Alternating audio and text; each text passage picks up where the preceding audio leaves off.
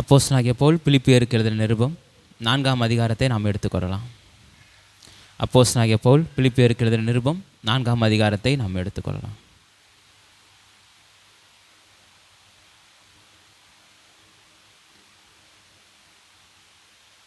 இந்த பிலிப்பிய நிருபத்தை தான் நம்ம கர்த்தருடைய கிருபையினால் அவருடைய ஆவியானவருடைய வழிநடத்துதலில் நம்ம வேத பாடமாக தியானித்து கொண்டு வருகிறோம். இதில் இந்த கடைசி பகுதிகளுக்குள்ளாக நம்மளை ஆவியானவர் கூட்டி வந்திருக்கிறார். இதில் இந்த 13ஆம் வசனத்தை நம்ம கடந்த வாரத்தில் பார்த்தோம். கர்த்தர் நம்மை எல்லா காரியங்களையும் செய்ய பலப்படுத்துகிறவர் அப்படின்றத நம்ம பார்த்தோம். இதுக்கு முன்னாடி மன நிறைவு எப்படி இருக்கணும் அப்படின்ட்டு, எப்படி நம்ம மன நிறைவோடு இருக்க முடியும் அப்படின்றத குறித்து அவருடைய பார்வையில், அவருடைய கண்ணோட்டத்தில் எப்படிலாம் அவர் இருந்தார் அப்படின்றத நம்ம பார்த்தோம். சந்தோஷமாக இருங்கள் அப்படின்றது தான் இந்த நிருபத்தினுடைய சாராம்சம். அடிப்படையான சாராம்சம் என்னென்னா சந்தோஷமாக இருங்க. எப்போ சந்தோஷமாக இருங்க? நீங்கள் உங்களுடைய ஜெபங்கள் கேட்கப்படும் போது நீங்கள் சந்தோஷமாக இருக்கிறீங்க. உங்கள் வாழ்க்கையில் நீங்கள் நினச்ச மாதிரி உங்கள் வாழ்க்கை போய்கிட்டு இருக்கும்போது நீங்கள் சந்தோஷமாக இருக்கிறீங்க. அதெல்லாம் நமக்கு இயற்கையாகவே ஒரு சந்தோஷத்தை தருது. இயல்பாகவே ஒரு சந்தோஷத்திற்குள்ளாக நம்ம அந்த நேரத்தில் போகிறோம். அது தப்பு கிடையாது. ஆனால் கிறிஸ்தவ வாழ்வியல் அப்படின்னும் பொழுது நம்முடைய சந்தோஷத்தை நம்ம காத்துக்கொள்ள வேண்டியது நம்ம கையில் இருக்குது. எதுவும் நம்மளை கிறிஸ்துவின் அன்பை விட்டு விலகி செல்லக்கூடாது. அப்போ சந்தோஷமாக இருங்க அப்படின்னா எப்படி? எந்த நேரமும் அப்படியே சிரிச்சுக்கிட்டே இருக்கிறது தான் அந்த சந்தோஷம். எதை பற்றி சொல்லுது? அப்போ சில நேரத்தில் நமக்கு கொஞ்சம் கவலை வருது, சில நேரத்தில் அழுகிறோம், சில நேரத்தில் நம்ம கோவப்படுறோம்.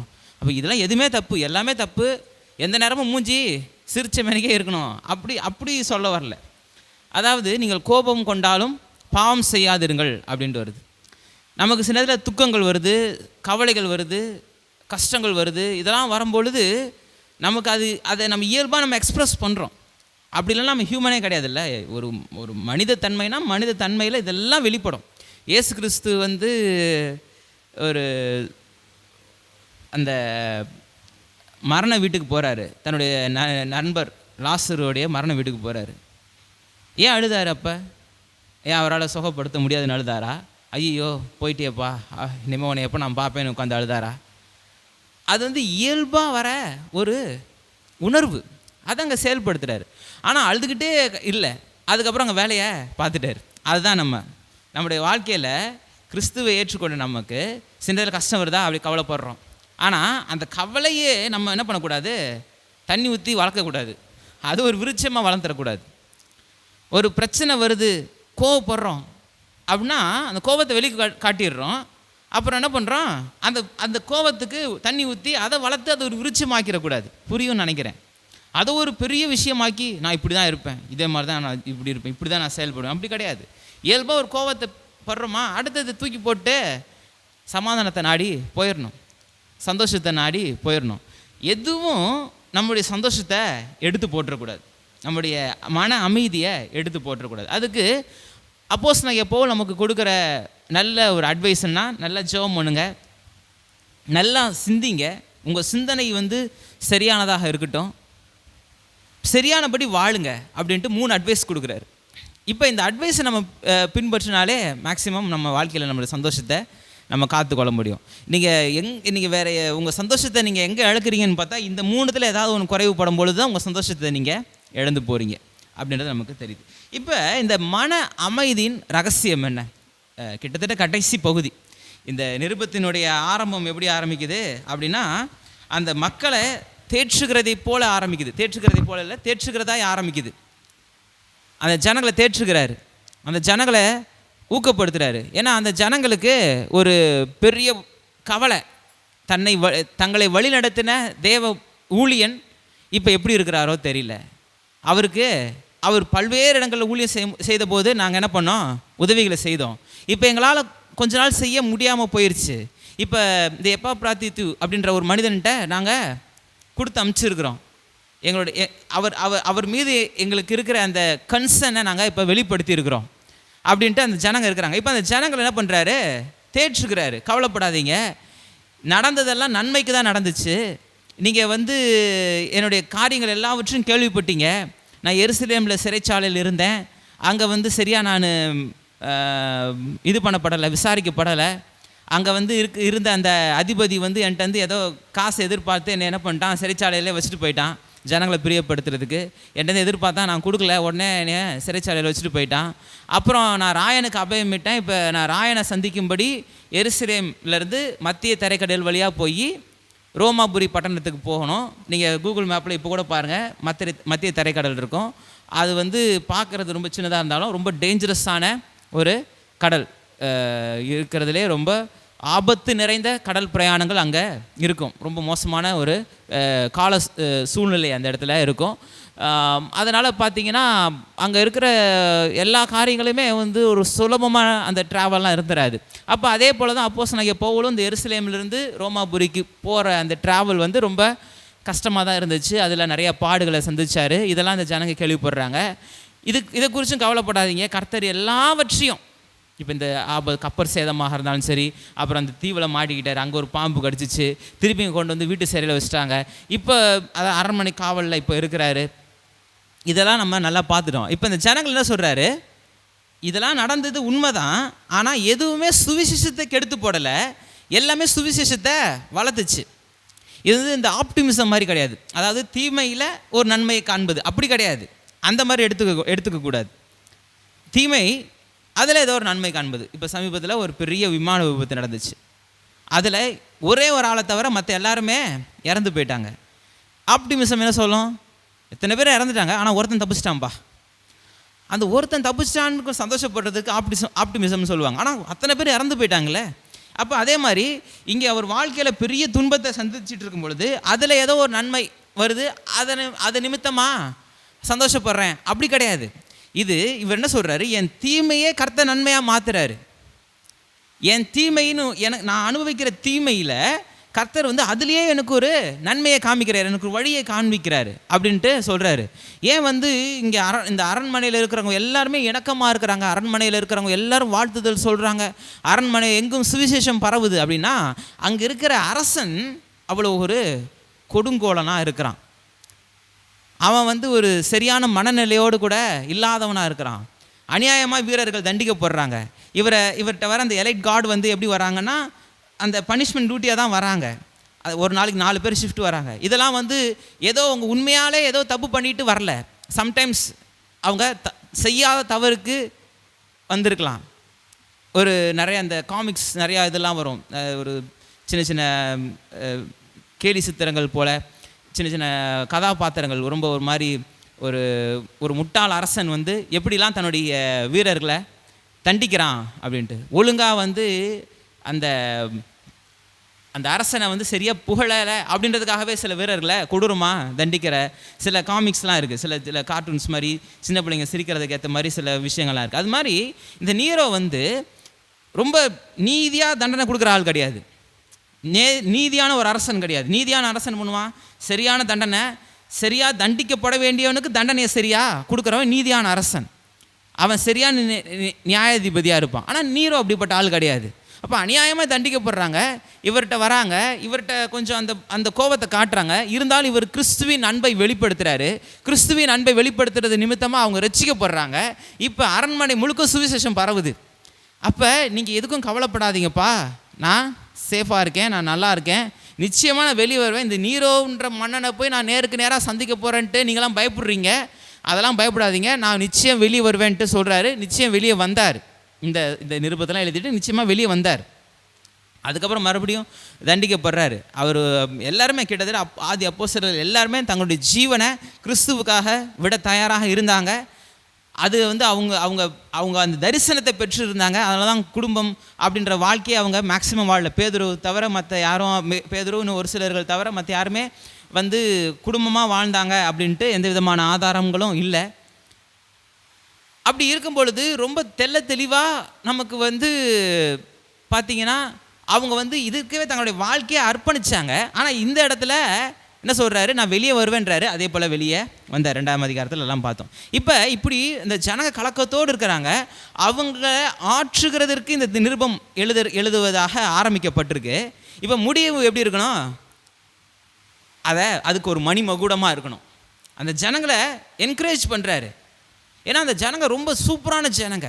அந்த ஜனங்க வந்து அவங்களுடைய இயல்பு இப்போ இருக்கிற அந்த சுச்சுவேஷன் பார்த்தா கொஞ்சம் கடினமான சுச்சுவேஷனாக இருக்குது. கொரிந்தியரில் அதை வாசிக்கிறோம். இந்த மக்கதோனியா திருச்சபை எவ்வளோ ஒரு கடினமான காலகட்டத்தில் இருக்குது, எப்படி ஒரு கடினமான நேரத்தில் அவங்க எப்படி கர்த்தருடைய அன்பில் எப்படி ஊழியத்தை தாங்கினாங்கன்றதுக்கு கொரிந்தியரில் அதை எழுதுகிறாரு. அப்போ இந்த பிலிப்பு திருச்சபை வந்து ரொம்ப ஒரு கஷ்டமான ஒரு சூழலில் இருந்தால் கூட அவங்க தங்களை வந்து கிறிஸ்துவுக்காக ஒரு கிறிஸ்துவின் சுவிசேஷத்திற்காக அவங்க பிணைக்கப்பட்டிருக்கிறாங்க. அதுதான் அவங்களுக்கு பிரதானமாக இருக்குது. சபையும் கிறிஸ்தவ குடும்பங்களும் கிறிஸ்தவ சபையில் இருக்கிற அங்கத்தினர்களுக்கும் ஒரு பெரிய அட்வைஸ் என்னன்னு கேட்டிங்கன்னா, உங்கள் வாழ்க்கையில் சபை வந்து ஒரு அங்கமாக இருக்கணும் அப்படின்ட்டு சொல்லுவாங்க. அதாவது உங்கள் வாழ்க்கையில் பல காரியங்கள் இருக்கும், அதில் சபையும் ஒன்று அப்படின்ட்டு. சபை கர்த்தருடைய அந்த ஆவிக்குரிய ஜீவியம்ன்றது அது வந்து உங்கள் வாழ்க்கையில் ஒரு அங்கம் அப்படின்ட்டு நீங்கள் வச்சுக்கணும்னு சொல்லுவாங்க. ஆனால் நான் என்ன சொல்வேன், அதுதான் வாழ்வே. உங்கள் மனது என்னைக்கு அப்படி யோசிக்க ஆரம்பிக்குதோ அன்னைக்கு நீங்கள் உங்கள் வாழ்க்கையில் வெற்றி சிறக்க ஆரம்பிச்சிருவீங்க. உங்களுக்குரிய தேவ திட்டம் நிறைவேற ஆரம்பிக்கும். அப்போ தான் நிறைவேறும். உங்கள் வாழ்க்கையில் ஒரு பாட்டு சர்ச்சுக்கு போகிறது, ஞாயிற்றுக்கிழமை போனோம், இங்கே போனேன், அங்கே போனேன், அது பண்ணேன், இதை பண்ணேன், சரி இது ஒரு நேரம், இந்த நேரத்துக்கு சர்ச்சுக்கு போயிட்டு வந்தேன், அப்படி இருக்கக்கூடாது. உங்கள் மைண்டு, உங்கள் ஆவி, ஆத்மா, எல்லாமே இந்த சத்தியத்தை குறித்தும் வேத வசனத்தில் இன்றைக்கி இதை பேசுவாங்க, இன்றைக்கி இந்த பாடல்கள் பாடுவாங்க, என்ன பாடல்கள் பாடுவாங்க, இன்றைக்கி பிரசங்கம் இருக்கும், எது மாதிரியான இது இருக்கும். நம்ம அடுத்தடுத்து தானே போய்கிட்டு இருக்கோம். ஒரு நிருபங்களை தான் நம்ம எடுத்து பார்த்துக்கிட்டு இருக்கிறோம். ஞாயிற்றுக்கிழமையிலும் சரி, இந்த சனிக்கிழமைகளில் பைபிள் ஸ்டடியும் சரி, வெள்ளிக்கிழமையில் இருக்கிற பழைய ஏற்பாடு வேத பாடமும் நமக்கு சங்கீதம் தான். ஒவ்வொரு சங்கீதமாக தான் நம்ம ஆர்டராக தான் போகிறோம். அப்போ அதை குறித்து இன்றைக்கி 44 நம்ம 45 முடிச்சிருக்கிறோம். அடுத்த வாரம் 46 பார்க்க போகிறோம். 45 கிட்டத்தட்ட ஒரு 2-3 வாரம் போயிடுச்சு. 46 பார்க்க போகிறோம். அப்போ 46ஆம் சங்கீதம் என்ன சொல்லுது அப்படின்னு பார்க்கணும். பிலிப்பியரில் இப்போ 4ஆம் அதிகாரம் திரும்ப இந்த பிலிப்பியர் நிருபமே மொத்தம் 4 அதிகாரம் திரும்பி வாசிக்கணும். இப்போ நாளைக்கு எபிரேயரை குறித்து நம்ம பார்க்க போகிறோம் அப்படின்னா எபிரேயரில் என்ன சத்தியத்தை கர்த்தர் நம்ம கற்றுத்தர போகிறார், அந்த வாஞ்சை இருக்கணும். நீங்கள் இப்படி வாஞ்சை உள்ளவர்களாக இருந்துட்டிங்கன்னா உங்கள் வாழ்க்கையில் நீங்கள் வெற்றி சிறக்க ஆரம்பிச்சிருவீங்க. உங்கள் வாழ்க்கையில் உங்களை குறித்ததான தேவ திட்டம் நிறைவேறணும் அப்படின்னு நினச்சிங்கன்னா நீங்கள் இதை செஞ்சால் மாத்திரம்தான் முடியும். இப்படி இருந்தீங்கன்னா தான் அது ரொம்ப எளிதாக அமையும். இப்படி நீங்கள் செஞ்சீங்கன்னா மாத்திரம்தான் அது உங்களுக்கு ரொம்ப நீங்கள் எளிதாக அதை பிடிக்கிறதுக்கு வசதியாக இருக்கும். அப்போ இந்த ஆவிக்குரிய ஜீவியம்ன்றது உங்கள் அன்றாட வாழ்க்கையில் பின்னி பிணைக்கப்பட்டதாக இருக்கணும். சபை இதை குறித்ததான அந்த கன்சர்ன் வந்து இருக்கணும். இந்த ஜனங்க அதுதான் இருக்கிறாங்க. இப்போ இப்படி ஆரம்பித்தவர் முடிக்கும்போது நான் ரொம்ப கஷ்டப்படுறேன், ரொம்ப துக்கப்படுறேன், பரவாயில்ல நான் கஷ்டப்பட்டுக்கிறேன், நீங்கள் சந்தோஷமாக இருங்க அப்படிலாம் சொல்லலை. ரொம்ப இந்த எமோஷனலாம் பேசலை. அதுக்கு மணிமகுடமாக தூக்கி வைக்கிறாரு. அந்த சந்தோஷத்தின் அதுக்கான காரணம் என்ன, அதுக்கான ரீசன் என்ன, நான் ஏன் சந்தோஷமாக இருக்கிறேன், சந்தோஷமாக இருங்கன்னு அட்வைஸ் பண்ணுறேன். நான் சந்தோஷமாக இருக்கிறேன், நான் எப்படி இருக்கிறேன், நான் எனக்கு எப்படி என்னோடய சந்தோஷத்தை நான் காத்துக்கொள்கிறேன், நீங்கள் எப்படி சந்தோஷத்தை நீங்கள் காத்துக்கொள்ளணும் அப்படின்ட்டு இங்கே அட்வைஸ் பண்ணுறாரு. அப்போ முதலாவது அவங்களுக்கு உங்கள் ஜெபத்தில் நீங்கள் கர்த்தரிடத்தில் உங்கள் பாரங்கள், உங்கள் கவலைகள், உங்களுடைய கஷ்டங்கள், உங்களோட தேவைகள் எல்லாவற்றையும் நீங்கள் கர்த்தரிடத்தில் வைங்க அப்படின்ட்டு சொல்கிறாரு. சரியானபடி சிந்திங்க, சரியானபடி உங்களுடைய சிந்தை இருக்கட்டும் அப்படின்ட்டு சொல்கிறாரு. அடுத்தது சரியானபடி வாழுங்க அப்படின்ட்டு அட்வைஸ் பண்ணிவிட்டு இப்போ அவர் எப்படி சந்தோஷமாக இருக்கிறாரு, எப்படி அவர் சமாதானத்தை காத்து கொண்டார், இவ்வளவு கடினமான சூழல் மத்தியிலும் எப்படி அவர் அமைதியை காத்து கொண்டார் அப்படின்ற ரகசியத்தை நமக்கு வெளிப்படுத்துகிறார். அதான் டாபிக். இந்த மன ரம்மியத்தின், மன அமைதியின், இந்த திருப்தியின் ரகசியம் என்ன அப்படின்ட்டு தான் இன்றைக்கி நம்ம பார்க்க போகிறோம். 10ஆம் வசனத்திலிருந்து நம்ம திருப்பியும் ஒரு சின்ன ஒரு பேக் போய் திருப்பியும் இதை போக போகிறோம். இதில் கண்டென்ட் அப்படின்ற வார்த்தை ஆங்கில வேதாகமத்தில் மறுபடியும் வருது. திருப்தி, கண்டென்ட். இந்த கண்டென்ட்ன்ற வார்த்தை மறுபடியும் எத்தனை முறை ஆங்கில வேதாகமத்தில். எனக்கு அது ஒரு வசதி என்னன்னு கேட்டிங்கன்னா, தமிழ் ஆங்கிலம் ரெண்டுமே சைட் பை சைடு இருக்கும். அதனால் எனக்கு வந்து அது ஒரு ஈஸி, டக்குன்னு நம்ம ஒரு ரெஃபரன்ஸ் எடுத்து இன்னொரு டக்குன்னு தேவையில்லை. சைட் பை சைடு அதுவும் இருக்கிறனால எனக்கு அது ஒரு வசதியாக இருக்குது. இந்த பகுதியை நம்ம வாசிக்கும் பொழுது இந்த இந்த வார்த்தை மறுபடியும் மறுபடியும் மறுபடியும் வரத நம்மளால் பார்க்க முடியுது. திருப்தி. நான் திருப்தியாக இருக்கிறேன், நான் திருப்தியாக இருக்கேன். அவருக்கு வந்து அந்த ஒரு பெரிய திருப்தி, மன அமைதி, மன திருப்தி அவருக்கு இருக்குது. அப்போ இந்த குறிப்பாக இந்த 10ஆம் வசனத்திலிருந்து 20ஆம் வசனம் வரைக்கும் பார்த்தீங்கனாலே அந்த மேய்ப்பனுக்கும் அந்த மக்களுக்கும் இடையான அந்த உறவு நல்லா நமக்கு தெரியுது. இதெல்லாம் குறித்து நம்ம பார்த்தோம். நீங்கள் லூக்கா எழுதின சுவிசேஷம் 3ஆம் அதிகாரம் 14ஆம் வசனம் அப்படி பார்த்தீங்கன்னா நீங்கள் வீட்டில் கூட போய் வாசிச்சு பாருங்கள். போதும் என்று இருங்கள், போதும் போதும் எனக்கு இது போதும்பா அப்படின்ட்டு நீங்கள் வாழுங்க அப்படின்ட்டு அங்கே ஒரு ஆலோசனை கொடுக்கப்படுது. அதில் பயன்படுத்தப்பட்ட அதே வார்த்தை தான் இங்கே நமக்கு இந்த இடத்துலையும். இங்கே இருக்கிற இந்த திருப்தி, அந்த மன நிறைவு அப்படின்னு சொல்கிறதுக்கு எல்லாத்துக்கும் லூக்கா 3ஆம் அதிகாரம் 14ஆம் வசனத்தில் குறிப்பிடப்பட்ட அதே கிரேக்க வார்த்தை தான் இங்கே எல்லாத்துலேயும் வருது. அதே போல் 1 தீமோத்தேயுவின் புஸ்தகம் 6ஆம் அதிகாரம் 6ஆம் வசனம், 1 தீமோத்தேயு 6:6 பார்த்தீங்கன்னா போதும் என்கிற மனதுடனே கூடிய தேவ பக்தியே மிகுந்த ஆதாயம். போதும் என்கிற அந்த வார்த்தை வருதுல்ல, போதும் எனக்கு நிறைவு, ஒரு மன அமைதி, மன நிறைவு. அதாவது உங்கள் வாழ்க்கையில் நீங்கள் முன்னேறக்கூடாது அப்படின்ட்டு இந்த வசனம்லாம் சொல்ல வரல, நான் அப்படி சொல்ல வரல. உங்கள் வாழ்க்கை ஒரு நிலையில் இருக்குன்னா அதிலிருந்து நீங்கள் ஒரு முன்னேற்றத்தை நோக்கி நீங்கள் பார்க்கணும். எதிர்கால திட்டம் பெருசாக வச்சுருக்கணும், இலக்குகளை நல்லா உயரமாக வச்சுருக்கணும், பெரிதான காரியங்களை நீங்கள் வாஞ்சிக்கணும். ஏன் பெரிதான காரியங்களை வாஞ்சிக்கணும்னு நான் சொல்கிறேன்னா, நீங்கள் ஆராதிக்கிற தேவன் பெரியவர், அவர் உங்கள் வாழ்க்கையில் எல்லாவற்றையும் செய்ய வல்லவர். நீங்கள் வந்து உங்களோட எபிலிட்டி, என் குடும்பத்தினால இவ்வளோ தான் முடியும், என்னால் இவ்வளோ தான் ஓட முடியும் அப்படின்னு நீங்கள் நினச்சிட்டு இருப்பீங்க. ஆனால் உங்களுக்குள்ளே இருக்கிற ஆவியானவர் பெரியவராக இருக்கிறாரு. அவர் உங்களை சகல அறிவிலையும் சகல ஞானத்திலையும் சகல தெளிவிலையும் உங்களை நடத்த வல்லவராக இருக்கிறாரு. எனக்கு நல்லா நிறையா இதை குறித்து நிறையா சாட்சிகளை நான் சொல்ல முடியும். என்னுடைய பர்சனல் லைஃப்லையும் நான் சொல்ல முடியும்.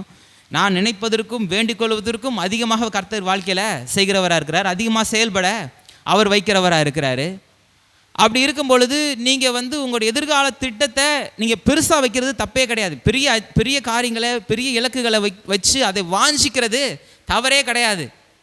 அந்த இலக்கு உங்களுக்கு இருக்கணும், அப்படிப்பட்ட இலக்கு இருக்கணும். அது உங்களை பரிசுத்தமாக நடத்தும், பரிசுத்தமான வாழ்க்கைக்கு நேராக நடத்தும், சத்தியத்திற்குள்ள அவங்கள சத்தியத்தை வாஞ்சிக்கும்படி செய்யும். இப்போ பெரிய திட்டம் இருக்குது, இப்போ அதுக்கு நேராக போனோம். இப்போ என்ன பண்ணுறது, சத்தியத்தை இன்னும் நம்ம எப்படி தெரிஞ்சுக்கிட்டு இப்போ இன்னும் அதை குறித்து நல்ல வாஞ்சை பெற்று அதற்கு நேராக நம்ம பயணிக்கிறதுக்கு அது உதவும். ஆனால் இப்போ நம்மள்ட்ட இருக்கிற காரியங்களில் ஒரு மன நிறைவு இருக்கணும்.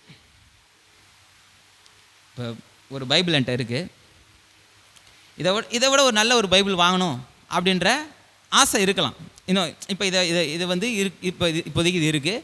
இன்னும் ஒரு பெட்டரான, இன்னும் ஒரு நல்ல விதத்தில் ஒரு வேதாகமத்தை வாங்கணுன்ற ஒரு இது இருக்கலாம். ஆனால் எனக்கு இருக்கிற பைபிள் எனக்கு ஒரு மன நிறைவை தரணும். என்கிட்ட இருக்கிற காரியங்கள் ஒரு மன நிறைவை தரணும். இது எல்லா இடத்துக்கும், ட்ரெஸ்ஸாக இருக்கட்டும், வாட்சாக இருக்கட்டும், ஃபோனாக இருக்கட்டும், உங்கள் வாகனங்களாக இருக்கட்டும், உங்கள் வீடாக இருக்கட்டும், உங்களுக்கு இருக்கிற உறவுகளாக இருக்கட்டும், எதை வேணால் நீங்கள் வச்சுக்கோங்க. அதில் சில மெருகேற்றங்கள், முன்னேற்றங்கள் இருக்கணும். கண்டிப்பாக அது ஒரு அப்கிரேட் இருக்கணும்.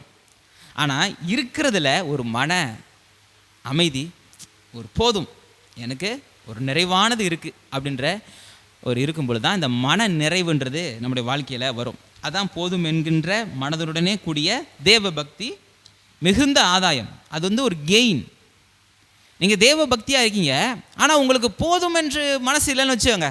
கடவுள் உங்களை ஆசீர்வதிக்கிறார் அப்படின்னும் பொழுது போதும் என்ற மனசு இல்லைன்னா அது வந்து அந்த தேவ பக்தி என்ன ஆயிரும், ஒரு எப்படி சொல்கிறேன்னா அது ஒரு வேடிக்கையாக மாறிடும். நீங்கள் ஒரு காரியத்தை வாஞ்சிப்பீங்க, கர்த்தர் உங்களுக்கு கொடுக்குறாரு, ஆண்டவரே எனக்கு நீர் கொடுத்ததற்காக ஸ்தோத்திரம் அப்படின்ட்டு நீங்கள் சொல்லி சந்தோஷமாக இருந்து பாருங்கள். கர்த்தர் இன்னும் பெரிய காரியங்களை உங்களுக்கு செய்வார். என்ன ஆண்டவரே இதை கொடுத்துட்டீங்க, நான் என்னென்னலாம் எதிர்பார்த்தேன், நீங்கள் என்ன இதுதான் கொடுத்துருக்கீங்க அப்படின்னு நீங்கள் சொன்னீங்கன்னா அதுவே உங்களுக்கு கஷ்டமாக இருக்கும். அப்போ இந்த போதும், இந்த மன நிறைவு, இந்த வார்த்தை தான், இந்த கண்டென்ட் தான் வந்து பார்த்திங்கன்னா இந்த இப்போ இந்த 10ஆம் வசனத்துலேருந்து, பிலிப்பியர் 4:10 இந்த வேத பகுதி முழுக்க நமக்கு 20ஆம் வசனம் வரைக்கும் நமக்கு வருது. இதில் அநேக காரியங்களை அப்போஸ்தலனாகிய பவுல் வந்து நமக்கு கற்றுத்தரார். இப்போ நமக்கு ஒரு அட்வைஸ் கொடுத்துட்டார். என்னென்ன அட்வைஸ் கொடுத்தாரு? சரியாக ஜபிக்கணும், சரியாக சிந்திக்கணும், சரியாக வாழணும் அப்படின்ட்டு அவர் நமக்கு ஒரு அட்வைஸ் கொடுத்துருக்கிறார். இப்போ நான் சொன்னேன்ல, இப்போ எப்படி அந்த மனுஷன் வந்து இவ்வளோ தெளிவாக வாழ்ந்தார், இவ்வளோ தேவைகள் மத்தியில், இவ்வளோ ஒரு கசப்பான சூழல்கள் மத்தியில், கடினமான காலகட்டத்தில் தன் வாழ்க்கையிலேயே ஒரு சந்தித்த ஒரு கடினமான ஒரு சூழலில் அவர் இருக்கிறார். அவர் வந்து தர்சு பட்டணத்தில் பிறந்த யூத குடும்பத்தில் பிறந்திருக்கிறார். தன் வாழ்நாள் முழுக்க எப்படின்னா அவரோட மைண்ட் செட், அந்த அந்த அந்த மக்களுடைய மைண்ட் செட் எப்படி இருக்குன்னா, நான் வந்து உயர்ந்தவன், மற்ற பார்க்குற எல்லாருமே ஒரு அற்ப பதர்கள், நரகத்தில் எரிகிறதுக்காக படைக்கப்பட்ட ஒரு ஜீவன்கள் இதுங்கெல்லாம். அப்படின்னு தான் அவங்க மற்ற மக்களே பார்ப்பாங்க யூதர்கள். இந்த காலகட்டத்தில் அப்படி தான் இருக்காங்க சில பேர். அந்த காலத்தில் யோசிச்சு பாருங்க, அந்த வைராக்கியம், அந்த இனத்தில், இந்த இனத்தில் பிறந்தோமோ அந்த இனத்தை குறித்ததான ஒரு வைராக்கியம். அது மாத்திரமல்ல, பயங்கரமான நாலேஜ் பர்சன். கமாலியலின் பாதத்தறிக்கை படித்தவர், பயங்கரமான ஒரு நாலேஜபிள் பர்சனாக இருந்தார். பயங்கரமான தத்துவ ஞானங்களில் அவர் தேறினவராக இருந்தார். நல்ல ஒரு செல்வாக்கான குடும்பத்தை சேர்ந்தவர். நல்ல ஒரு அந்த டோம் கூடாரம்னும் போது அந்த டோம் ரோமர் ஆர்கிடெக்சரே பார்த்திங்கன்னா அந்த டோமோட டிசைன் தான். இப்போ எந்த விதமான சப்போர்ட்ஸ், எந்த விதமான பில்லர்ஸ் இல்லாமல் அந்த டோமை வடிவமைக்கிறது. ஒரு எண்ட்லேருந்து இன்னொரு எண்டு அப்படியே அந்த டோம் பார்த்துருப்பீங்க. அந்த டோம்ஸை வந்து வடிவமைக்கிறது தான் ரோமன் ஆர்கிடெக்சரில் ரொம்ப மணிமகுடம். அதனுடைய இன்னொரு பெரிய சிறப்பு அம்சம் என்னென்னா, அதனுடைய நாளாக ஆக அதனுடைய உறுதித்தன்மை அதிகமாகிடும். கட்டின போது இருந்த உறுதித்தன்மையை விட 100 வருஷம் ஆயிடுச்சுன்னா அது இன்னும் அதிகமாக ஸ்ட்ராங் ஆயிரும். 1000 வருஷம் ஆயிடுச்சுன்னா இன்னும் ஸ்ட்ராங் ஆயிரும். அப்படிப்பட்ட ஒரு ஆர்கிடெக்ட் அவங்களுடைய கட்டிடக்கலை. அதனால தான் இன்றைக்கி கூட பார்த்திங்கன்னா ரோமர்கள் போட்ட ரோடு பார்த்திங்கன்னா இன்னைக்கும் இருக்குது. சில்க் ரோடுன்னு சொல்லுவாங்க, அந்த பட்டுச்சாலைன்னு சொல்லுவாங்க, சீனா வரைக்கும் இருக்குது. அதில் அந்த ஐரோப்பிய கண்ட்ரீஸில் இன்னும் அந்த 2000 வருஷத்துக்கு முன்னாடி ரோம ஆட்சி காலகட்டத்தில் போட்ட ரோட்ஸு இன்னும் இருக்குது, தெளிவாக இருக்குது, உறுதியாக இருக்குது. மக்கள் அதை பயன்படுத்துகிறாங்க, ரொம்ப சிறப்பாக இருக்குது. அதை சரி பண்ணணும், அதை வந்து ரிப்பேர் பண்ணணும், அதுக்கு பேட்ச் போடணுன்ற கவலையே கிடையாது. ரொம்ப ஸ்ட்ராங்காக இருக்குது. பல லேயர்ஸில் அதை போடுவாங்க. பல கிலோமீட்டர்லேருந்து அவங்க தண்ணீரை கொண்டு வருகிற ஒரு ஆற்றலை பெற்றிருந்தாங்க. நீர் இணைப்பில் அவங்க ரொம்ப தேறினவர்களாக இருந்தாங்க. பயங்கரமான ஒரு மக்கள் அவங்க. இந்த ரோம கட்டிடக்கலையில் தேர்னவர் அப்போஸ்தலனாகிய பவுல். அப்போ அவர் தன்னை பெருமையாக நினச்சி பெருமையாக வாழ்கிறதுக்கு அந்த காலகட்டம் நிறையா இருந்துச்சு. கிறிஸ்துவை ஏற்றுக்கொண்டார். தன்னுடைய மேன்மைகளை எல்லாவற்றையும் குப்பையா என்றார், அது நஷ்டமா என்றார். இப்போ கிறிஸ்துவின் சுவிசேஷத்தை அறிவிக்கிறது மாத்திரம் தான் என்னுடைய மேன்மைன்ட்டு அவர் புறப்படுறாரு. இப்போ அவர் வாழ்ந்த காலகட்டத்திலேயே ஒரு கடினமான காலகட்டத்தில் இப்போ சிறைச்சாலையில் இருக்கிறாரு. இப்போ அமைதியாக சந்தோஷமாக இருங்க அப்படின்னு அட்வைஸ் பண்ணுறதில் அவர் தன்னுடைய சந்தோஷத்தை வெளிப்படுத்துகிறாரு. எப்படி அப்படின்னும் பொழுது, முதலாவது அவர் தேவனுடைய பாதுகாப்பையும் பராமரிப்பையும் விசுவாசிக்கிறது மாத்திரமல்ல, தேவன் என்னை பாதுகாப்பார், தேவன் என்னை பராமரிப்பார், நான் நம்பின தேவன் என்னை கைவிட மாட்டார்ன்ற மன உறுதியோடு கூட இருந்தார். இதான் முதலாவது. இப்போ உங்கள் வாழ்க்கையில் நீங்கள் வந்து சந்தோஷமாக இருக்கணும், மன நிறைவோடு வாழணும் அப்படின்னா நாம் என்ன செய்யணும் அப்படின்னு கேட்டிங்கன்னா, முதலாவது தேவன் மீது உங்கள் விசுவாசத்தை வைங்க. 10ஆம் வசனத்தில் பாருங்கள், என்னை விசாரிப்பதற்கு நீங்கள் இப்பொழுதும் மறுபடியும் மனம் மலர்ந்தபடியினாலே கர்த்தருக்குள் மிகவும் சந்தோஷப்பட்டேன். இப்படி செய்ய எண்ணம் கொண்டு இருந்தீர்கள், சமயம் மாத்திரம் உங்களுக்கு நேரிடவில்லை. இதில் டைரெக்டாக நீங்கள் பார்த்தீங்கன்னா, இந்த வசனத்தை லிட்ரலாக நீங்கள் பார்த்தீங்கன்னா, இதில் வந்து அங்கே சொல்லப்பட்டிருக்கிற காரியம் என்ன அப்படின்றது புரியும்.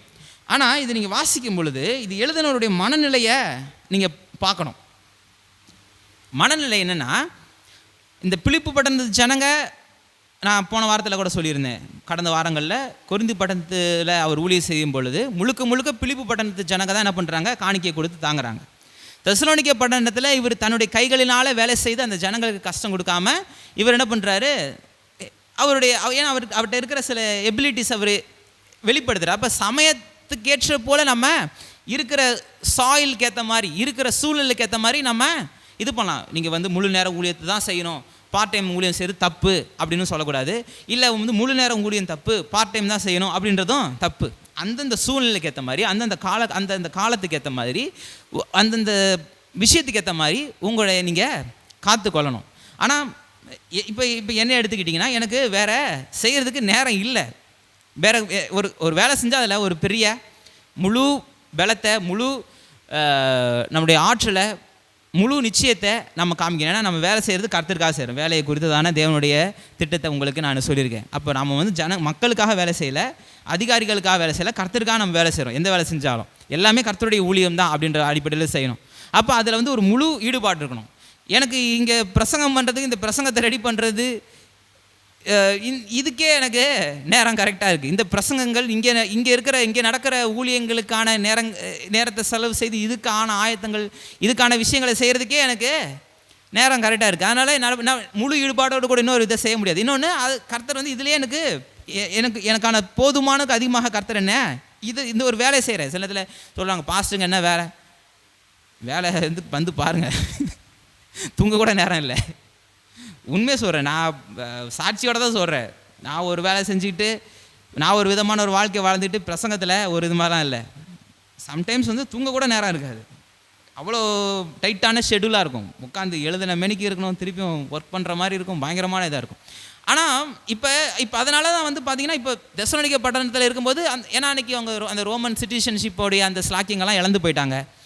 அந்த ஜனங்கள் ரொம்ப கஷ்டப்பட்டுருக்காங்க. இதில் இவர் வந்து ஒரு பாரமாக இல்லாமல் அவங்களோடு கூட இவரும் என்ன பண்ணுறாரு, வேலை செஞ்சு அங்கே இருக்கிற சமயத்துக்கு ஏற்றபடி அந்த சூழ்நிலையை மாற்றிக்கிறார். ஆனால் இவருடைய மன அமைதியை காத்துக்கொள்கிறதுக்கு முதலாவது காரணம் என்னன்னு கேட்டிங்கன்னா, இப்போ இங்கே இந்த இடத்துல பார்த்தீங்கன்னா, இந்த ஜனங்க வந்து இந்த தெசலோனிக்கே பட்டணத்தில் இருக்கும்போது இவர் ஹெல்ப் பண்ணியிருக்கிறாங்க. ஆனால் கொஞ்ச நாள் ஏதோ ஒரு காரணத்தினால, அது என்ன காரணம் தெரில, கொஞ்ச நாள் அவங்களால என்ன பண்ண முடியல, ஹெல்ப் பண்ண முடியல. உடனே இவ்வளோ நாள் உதவி செஞ்சதை மறந்துட்டு இப்போ உதவி செய்யலைன்னொன்னே அவங்கள போட்டு திட்டலை. உனக்கு எவ்வளோ தைரியம் வந்துச்சு, உனக்கு ஒரு கன்சர்னே இல்லை, உனக்கு ஒரு பொறுப்பே இல்லை, இங்கே ஒரு ஊழியக்காரன் இருக்கிறானே அப்படின்னு உனக்கு எனக்காவது அக்கறை இருந்துச்சா, நீ என்னை கவனிச்சியா அப்படின்னு எங்கேயாவது எழுதியிருக்கிறாரா? அப்படி எழுதலை. ஏன் எழுதலை? இவர் என்ன எப்படி சொல்கிறாரு, மறுபடியும் மனம் மலர்ந்தபடினால் கர்த்தருக்கு சந்தோஷப்பட்டேன், இப்படி செய்ய எண்ணம் கொண்டு இருந்தீர்கள், சமயம் மாத்திரம் அவங்க சூழ்நிலை இவர் புரிஞ்சுக்கிறார். அப்போ இவர் அந்த ஜனங்களை சார்ந்து இல்லை, கர்த்தரை சார்ந்து இருக்கிறார். நான் ஊழியத்துக்கு அழைக்கப்படும் போது கூட கர்த்தர் வந்து என்கிட்ட தெளிவாக எனக்கு வெளிப்படுத்தினது ஒன்றே ஒன்று, நிறைய காரியங்கள் இருக்குது. அதில் ஒன்று என்னன்னு கேட்டிங்கன்னா, ஊழியம் செய்ய பலன் எதிர்பார்க்காத, ஊழியம் பண்ணு பலன் எதிர்பார்க்காத, நான் அவனை பார்த்துப்பேன். அதான் ஆண்டவர் எனக்கு தெளிவாக சொன்னது. அதனால் எங்கே ஜபத்துக்கு போனாலும் சரி, என்ன ப்ரேயர் மீட்டிங் போனாலும் சரி, எங்கே செய்தி கொடுக்க போனாலும் சரி, அவங்க கொடுக்குற காணிக்கைக்காக நான் இது வரைக்கும் செஞ்சதே கிடையாது. கர்த்தருடைய பிரசன்னத்தில் நான் சொல்கிறேன், இங்கே போனால் இது தருவாங்கப்பா அப்படின்ட்டு நான் செஞ்சதே கிடையாது. அப்படிப்பட்ட வீடு சந்திப்பு நான் நடத்தினதே கிடையாது. இன்னும் சொல்ல போனால் கூட கொடுத்தா கூட வேணான்றுவேன். முடிஞ்ச அளவுக்கு என்ன நான் தவிர்க்க தான் பார்ப்பேன். நீங்கள் சபைக்கு வாங்க, சபையில் வந்து காணிக்க போடுங்க, நானும் காணிக்க போடுறேன். சர்ச்சு காணிக்க போகணும், நானும் என்ன பண்ணுறேன், காணிக்க போடுறேன். கர்த்தர் எனக்கு கொடுக்குறதுலேருந்து நானும் என்ன பண்ணுறேன், காணிக்க, நீங்களாம் காணிக்க போகிற மாதிரி நானும் என்ன பண்ணுறேன், காணிக்க போடுறேன். அப்போ இப்படி தான் நான் வந்து என்னுடைய பேட்டர்ன் நான் சொல்கிறேன். நான் அப்போ கர்த்தர் எனக்கு கற்றுக் கொடுத்ததுன்னா, ஊழியம் பண்ணு, பலனை மக்கள்கிட்ட எதிர்பார்க்காத அப்படின்னாரு. அதே மாதிரி தான் இன்ன வரைக்கும் கிட்டத்தட்ட 16 வருஷம் ஆச்சு, இன்னும் அப்படி தான் போய்கிட்டு இருக்கு. இனிமேலும் என் வாழ்நாள் முழுக்க அப்படி தான் நான் இருக்க போகிறேன், அப்படி தான் இருப்பேன். ஆனால் கர்த்தர் என்னை நடத்திக்கிட்டு தான் இருக்கிறாரு, இது வரைக்கும் நடத்தினார், இனிமேல் நடத்த தான் போகிறார். அப்போ இங்கே அப்போஸ்தலனாகிய பவுல் வந்து அவர் வந்து அந்த ஜனங்களை சார்ந்து இல்லை, கர்த்தரை சார்ந்து இருக்கிறாரு. அதனால தான் அந்த ஜனங்களால் கொடுக்க முடியாத சூழல் மத்தியிலும் கூட இவர் என்ன பண்ண முடியுது, உங்களுக்கு அதுக்கான சூழல் அமையல, இப்போ நீங்கள் மறுபடியும் கொடுக்கறதுக்கான ஒரு சூழல் உங்களுக்கு வந்துருச்சு. அப்போ ஏதோ அங்கே ஒரு சமாதானம் அங்கே வந்திருக்கு. இப்போ நீங்கள் கொடுக்கல, எனக்கு நீ கொடுக்கல பார் அப்படின்ட்டு கோவப்படலை. இவருக்கு கொடுக்கலன்றதுக்கு எது கஷ்டமாக இருக்குது, அந்த ஜனங்க எவ்வளோ கஷ்டப்படுறாங்களோ, அவங்களால இப்படி கொடுக்க முடியாத அளவுக்கு ஒரு சூழ்நிலை அவங்க இருக்கிறாங்களே அப்படின்னு கவலை இருக்குது. ஐயோ காணிக்க வரலேன்னு கவலை இல்லை, காணிக்க, அதாவது அவங்க வந்து கர்த்தருக்காக அவங்க கொடுக்கறது அதுக்கு கூட முடியாமல் அவங்க சூழல் கஷ்டமான சூழல் இருக்கேன்ட்டு இவர் கவலைப்பட்டு இருக்கிறாரு. இப்போ இவங்க கொடுத்தோன்னே இப்போ இவருக்கு என்ன சந்தோஷம் வந்துருச்சு, அப்பா காணிக்க வந்துருச்சுப்பான்னு சந்தோஷம் வரல. ஏதோ அவங்க வாழ்க்கையில் ஒரு ஒரு ஒரு மன அமைதி, அதாவது ஒரு அமைதியான சூழல் அங்கே வந்துருச்சு அப்படின்ட்டு இவர் சந்தோஷப்படுறார். அப்போ கான்ஃபிடென்ட்டு எதில்? கர்த்தருடைய தெய்வீக பராமரிப்பிலும் தெய்வீக பாதுகாப்பிலும் ஒரு பெரிய உறுதி இருந்தால் மாத்திரம்தான் இந்த மன நிறைவு இருக்க முடியும். அப்போஸ்தலனாகிய பவுலுடைய வாழ்க்கையில் இதை நம்ம கற்றுக்கொள்ள முடியுது. 2வது 16ஆம் வசனம், என் குறைச்சலினால் நான் இப்படி சொல்லுகிறதில்லை. என் குறைச்சலினால் நான் இப்படி சொல்லுகிறதில்லை, ஏனெனில் நான் எந்த நிலைமையில் இருந்தாலும் மன ரம்மியமாக இருக்க கற்றுக்கொண்டேன். தாழ்ந்திருக்கவும் எனக்கு தெரியும், வாழ்ந்திருக்கவும் எனக்கு தெரியும். 11ஆம் வசனம் மட்டும்தான். ஃபர்ஸ்ட் என்ன சொன்னேன்? எல்லா சூழலிலும் கர்த்தரை சார்ந்து கர்த்தருடைய பாதுகாப்பையும் பராமரிப்பையும் முழுமையாய் சார்ந்து அதில் முழு விசுவாசத்தோடு கூட முழு நிச்சயத்தோடு கூட அதில் ஒரு கான்ஃபிடெண்ட்டாக இருக்கணும். அப்போ தான் அந்த மன நிறைவு வரும். 2வது இருக்கிறதுல மன நிறைவு இருக்கணும். அது கொஞ்சமாக இருந்தாலும் சரி, அது கொஞ்சமாக இருந்தாலும் சரி, அதில் ஒரு மன நிறைவு இருக்கணும். நான் சின்ன வயசுலேருந்து வளர்ந்த சபையில் அந்த போதகர் சொல்லுவார், அடிக்கடி சொல்லுவார், கர்த்தர் வந்துட்ட எவ்வளோ காணிக்கை கொடுக்குறாரோ, எவ்வளோ கையில் உனக்கு கொடுக்குறாரோ அதில் சந்தோஷமாக வாழு. அதுக்கு மிஞ்சி நீ ஆசைப்பட்டு இது பண்ணாத. உனக்கு அப்போ சொல்லுவார், 100 ரூபா கொடுத்தாருனா 1 கிலோ, இன்றைக்கி 1 கிலோ கறி வாங்க முடியாது 100 ரூபாய்க்கு. அன்றைக்கி சொல்லுவார், ஒரு 15 வருஷம் 17-18 வருஷத்துக்கு முன்னாடி அவர் சொல்லுவார், ஸ்கூல் படிக்கிற காலத்தில் சொல்லுவார், 100 ரூபா கர்த்தர் காணிக்கை கொடுத்தாரா சந்தோஷமா 1.5 கிலோ 2 கிலோ கறி வாங்கி நல்ல திருப்தியாக சாப்பிடு. 50 ரூபா கொடுத்தாரா 1/2 கிலோ கறி வாங்கு. 20 ரூபா கொடுத்தாரா 1/4 கிலோ கறி வாங்கு. ஐயோ 20 ரூபா தான் எனக்கு காணிக்கை இருக்குது, எனக்கு இன்னும் 1 கிலோ கறி சாப்பிடலாமேன்னு ஆசைப்படாத. உனக்கு எவ்வளோ கொடுத்துருக்குறாரோ ஆண்டவரே, எனக்கு நீ இப்போதைக்கு இதை கொடுத்தீங்களே சந்தோஷம் அப்படின்ட்டு நீ போயிட்டு உன் சந்தோஷமாக நீ உன் வேலையை நீ செய், உன்னுடைய கடமையை நீ செய். இன்ன வரைக்கும் அப்படி தான் அந்த மாதிரி சில விஷயங்களில் அதை நான் காத்துக்கொள்கிறேன். எது இருக்குதோ, எது என் கையில் இருக்குதோ, எது நம்ம கரத்தில் இருக்குதோ அதில் ஒரு மன நிறைவான வாழ்க்கை, அதில் ஒரு நிறைவு, அதில் ஒரு சந்தோஷம். ஐயோ அது இல்லையே இது இல்லையேன்னு கவலை கிடையாது. இருக்கிறதுல ஒரு பெரிய சந்தோஷம், பெரிய ஒரு அமைதி. அதான் அவர் சொல்கிறாரு 11ஆம் வசனத்தில், என் குறைச்சல்னால் இப்படி சொல்கிறதில்ல, ஏனெனில் நான் எந்த நிலையில் இருந்தாலும் மன ரம்மியமாக இருக்க கற்றுக்கொண்டேன். இப்போ எல்லா சூழலிலும் மனரம்யமாய், அது கொஞ்சமாக இருந்தாலும் சரி, அதில் போதும் என்ற மனதுடனே கூடிய தேவ பக்தி மிகுந்த ஆதாயம். 1 தீமோத்தேயு 6:6 மறந்துடாதீங்க அந்த வசனத்தை. அப்போ இது 2வது, இந்த ரகசியம் 2வது காரணம், 2வது நம்ம கற்றுக்கொள்ள வேண்டிய காரியம். 3வது 12ஆம் வசனத்தில் சொல்கிறாரு, சூழல்கள் அதிலிருந்து தன்னை வேறுபடுத்திக்கிறார். என்ன சொல்கிறாரு? தாழ்ந்திருக்கவும் எனக்கு தெரியும், வாழ்ந்திருக்கவும் எனக்கு தெரியும், எவ்விடத்திலும் எல்லாவற்றிலும் திருப்தியாயிருக்கவும் பட்டினியாயிருக்கவும் பரிபூரணம் அடையவும் குறைவுபடவும் போதிக்கப்பட்டேன். இப்போ சூழல்கள் அடிப்படையில் அவருடைய வாழ்க்கை இல்லை அப்படின்றது புரியுது. முதலாவது தேவனுடைய தெய்வீக பாதுகாப்பிலும் பராமரிப்பிலும் உறுதியான நம்பிக்கையை கொண்டிருக்கணும். 2வது இருக்கிறதுல அது கொஞ்சமாக இருந்தாலும் சரி, இருக்கிறதுல போதும் அப்படின்ற ஒரு நிலையில் இருக்கணும். 3வது சூழல்கள் உங்கள் மன அமைதியை கெடுத்து விடக்கூடாது.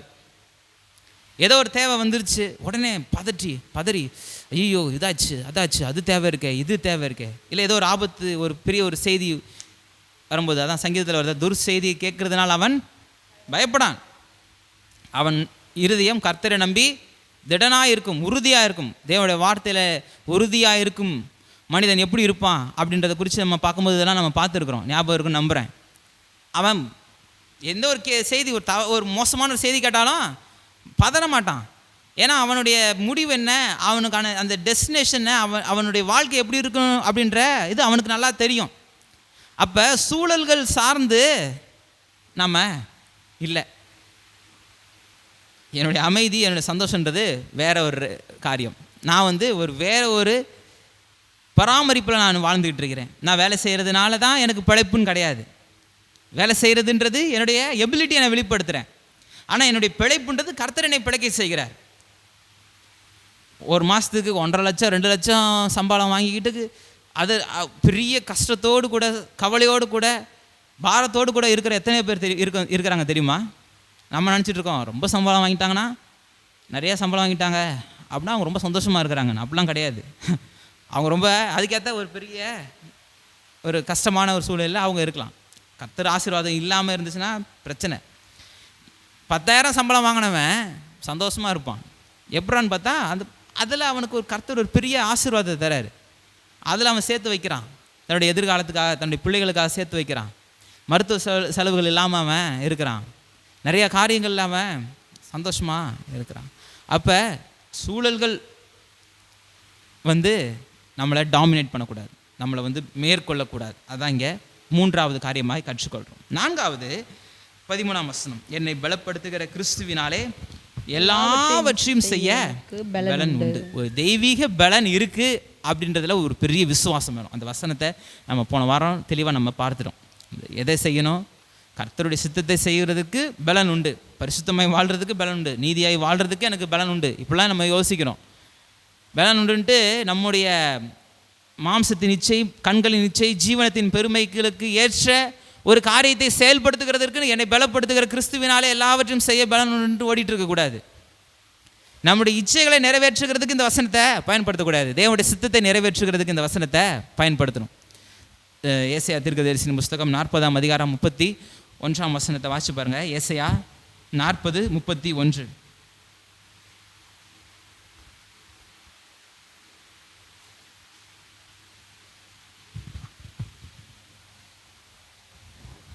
எடுத்துட்டீங்களா? கர்த்தருக்குள் காத்திருக்கிறவர்களோ புதுபலன் அடைந்து கழுகுகளைப் போல செட்டைகளை அடித்து எழும்புவார்கள். அவர்கள் ஓடினாலும் இளைப்படையார்கள், நடந்தாலும் சோர்ந்து போகார்கள். அப்போ கர்த்தருக்கு காத்திருக்கிற போது நமக்கு ஒரு பலனை பலன் கிடைக்கும், ஒரு தெய்வீக பலனை தராரு. அதான் 2 கொரிந்தியர் 12ஆம் அதிகாரத்தில் சொல்லும்பொழுது சொல்கிறாரு, பலவீனத்திலே என்னுடைய பலன் பூரணமாய் விளங்கும் அப்படின்றத கர்த்தரங்க ஆணையிட்டு கொடுக்குறாரு. அப்போ முதலாவது நம்முடைய மன அமைதி நமக்கு இருக்கணும் அப்படின்னா, முதலாவது கர்த்தருடைய பராமரிப்பையும் பாதுகாப்பையும் நாம் உறுதியாய் நம்பணும். 2வது இருக்கிறதுல ஒரு பெரிய மன நிறைவு, மன திருப்தி போதும் அப்படின்ற ஒரு காரியம் இருக்கணும். 2. 3வது சூழல்கள் நம்மளுடைய மன அமைதியை கெடுத்து போட்டுறக்கூடாது. 3. அதாவது சூழல்கள் சார்ந்து நாம் வாழ்ந்துடக்கூடாது.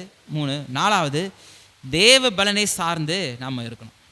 நம்ம அழைத்த தேவன் எப்படிப்பட்டவர், அவர் எவ்வளவு பலப்படுத்துகிறவர், அவர் எவ்வளவு பெரிய தேவன் அப்படின்றதுல ஒரு பெரிய ஒரு உறுதியோடு கூட நம்ம இருக்கணும். 4. 5வது மற்றவர்களுடைய நலனிலையும் அக்கறையாக இருக்கணும். நம்ம சார்ந்து இருக்கிறவர்களுடைய காரியங்களிலும் ஒரு அக்கறை இருக்கணும். சுயநலமாக இருந்துடக்கூடாது. அதான் 14ஆம் வசனத்திலிருந்து நீங்கள் பார்த்தீங்கன்னா, ஆகிலும் நீங்கள் என் உபத்திரவத்தில் என்னோடே உடன்பட்டது நலமாயிருக்கிறது. மேலும் பிலிப்பியரே, சுவிசேஷத்தின் ஆரம்பத்திலே நான் மக்கெதோனியாவிலிருந்து புறப்பட்ட போது கொடுக்கல் வாங்கல் காரியத்தில் நீங்கள் மாத்திரம் எனக்கு உடன்பட்டதே அல்லாமல் வேறொரு சபையும் உடன்படவில்லை என்று நீங்கள் அறிந்திருக்கிறீர்கள். நான் தெசலோனிக்கேயில் இருந்த போதும் என் குறைச்சலை நீக்கும்படி நீங்கள் 2 தரம் அனுப்பினீர்கள். உபகாரத்தை நான் நாடாமல் உங்கள் கணக்கு பலன் பெருகும்படியே நாடுகிறேன். உபகாரத்தை நான் நாடாமல் உங்கள் கணக்குக்கு பலன் பெருகும்படியே நாடுகிறேன். இப்ப தசம்பாகம் தேவனுடைய திட்டமா? புதிய ஏற்பாடு திருச்சபையில் தசம்பாகம் வாங்கலாமா? அது நியாயப்பிரமாணத்தின் சாபத்தில் கொண்டு வருது அப்படின்ட்டு ஒரு பக்கத்தில் போதிக்கிறாங்க. இன்னொரு பக்கம் என்ன சொல்கிறாங்க? தசம்பாகம் கொடுக்கணும் அப்படின்ட்டு போதிக்கிறாங்க. இப்போ வேதம் என்ன கற்றுத்தருது? தசமபாகங்களை குறித்து, காணிக்கை குறித்து என்ன சொல்லுது? எதுவும் கட்டாயம் கிடையாது. இப்போ மனப்பூர்வமாய் நம்ம கொடுக்குறோம். அதுக்கு பர்சனல் எக்ஸாம்பிள், நான் சின்ன வயசில் இருந்து நாங்கள் போன சபைக்கு எங்களுடைய தகுதிக்கு மீறி நாங்கள் கர்த்தருக்காக செய்வோம். ஏன்னு கேட்டால் அதனால் எங்களுக்கு பெரிய ஆசீர்வாதம் வந்துச்சு. ஒவ்வொரு நாளும் ஒவ்வொரு மாதமும் கர்த்தருடைய வழி நடத்துதலை நாங்கள் கண்டோம். எங்களை தேவைகளுக்கும் அதிகமாக கர்த்தர் எங்களை ஆசீர்வதிச்சார். இன்றைக்கி ஊழியத்துக்கு வந்துட்டதுக்கு அப்புறம் சொல்லலை, நான் வந்து ஆரம்பத்து நாளில் சொல்கிறேன். நாங்கள் ஒரு சபைக்கு போன நாள்லேருந்து நான் சொல்கிறேன், கர்த்தருக்கு கொடுத்ததுனால நாங்கள் ஒரு நாளும் குறைஞ்சி போகலை. இந்த ஜனங்க வந்து ரொம்ப கஷ்டத்தில் தான் இருக்கிறாங்க. நீங்கள் வாட்சி பார்த்தீங்கன்னா 2 கொரிந்தியரின் புஸ்தகத்தில் 9ஆம் அதிகாரம் வாட்சி பாருங்கள். 9ஆம் அதிகாரத்தில் 6ஆம் வசனத்துலேருந்து 8ஆம் வசனம் வரைக்கும் பார்த்தீங்கன்னா,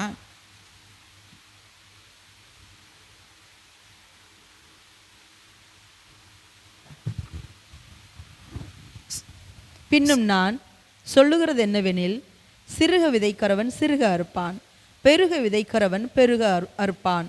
அவனவன் விசனமாயுமல்ல கட்டாயுமாயும் அல்ல, தன் மனதில் நியமித்தபடியே கொடுக்க கடவன். உற்சாகமாய் கொடுக்கிறவனிடத்தில் தேவன் பிரியமாய் இருக்கிறார். மேலும் நீங்கள் எல்லாவற்றிலும் எப்பொழுதும் சம்பூர்ணம் உடையவர்களாயும் சகலவித நற்கிரியைகளிலும் பெருகிறவர்களாயும் இருக்கும்படியாக தேவன் உங்களிடத்தில் சகலவித கிருபையையும் பெருகச் செய்ய வல்லவராய் இருக்கிறார். உற்சாகமாய் கொடுக்கிறவனிடத்துல தேவன் பிரியமாய் இருக்கிறார். ஏன் பிரியமா இருக்கிறாரு? நீங்கள் கொடுக்கறதுனால கர்த்தர் பிரியமா இருக்கிறார். அப்போ கொடுக்கலனா, நீ கொடுக்கல பார்த்துக்கிறேன் உன்னைய அப்படின்ட்டு கோபமாக இருக்கிறாரா? அப்படி கிடையாது. இப்போ எதுக்கு நம்ம சபைக்கு வரோம்? வேலைக்கு போகாமல் நான் வேலை வந்து எனக்கு வந்து வேலை சார்ந்தது இல்லை, வேலை சார்ந்து என்னோடய வாழ்க்கை இல்லை. அதானே ஓய்வு நாளுக்கான அர்த்தம் என்ன?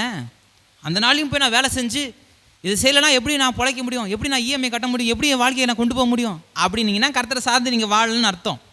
அது கர்த்தர் பிரியப்படுத்துகிற வாழ்க்கை இல்லை. புரியுதா? எதுக்கு இந்த ஓய்வு நாள் கர்த்தருக்குன்னு காணிக்கை இதிலெல்லாம் ஏன் வந்து ரொம்ப சபை ரொம்ப கண்டிப்பாக இருக்குது அப்படின்னா, அதில் ஒரு ஆசீர்வாதம் இருக்குது. நீங்கள் அதில் மறைமுகமாக நிறைய காரியங்களை இந்த உலகத்திற்கும் பிசாசுக்கும் நீங்கள் வெளிப்படுத்துறீங்க. என்ன சொல்கிறீங்க? நான் வந்து வேலை செய்கிறதுனால நான் பிழைக்கலப்பா, ஒரு நாள் நான் வேலை செய்யலைனா கூட அந்த ஒரு நாள் வேலை செய்கிறதுக்கும் அதிகமாக கர்த்தர் என்னை ஆசீர்வதிப்பார். நிறையா பெரிய பெரிய கடைகள் வச்சுருக்கிறவங்க, பெரிய பெரிய பிஸ்னஸ் பண்ணுறவங்க சாட்சியாக சொல்கிறத நான் கேட்டிருக்கேன். சண்டே கர்த்தருடைய நாள், அதை நான் வந்து அதில் நான் கை வைக்காமல் அதை நான் கடையை மூடி நான் வந்து கர்த்தருக்காக அதில் என்ன, ஏன்னா சண்டே வந்து லீவ் டைம், நிறையா வியாபாரம் ஆகும்.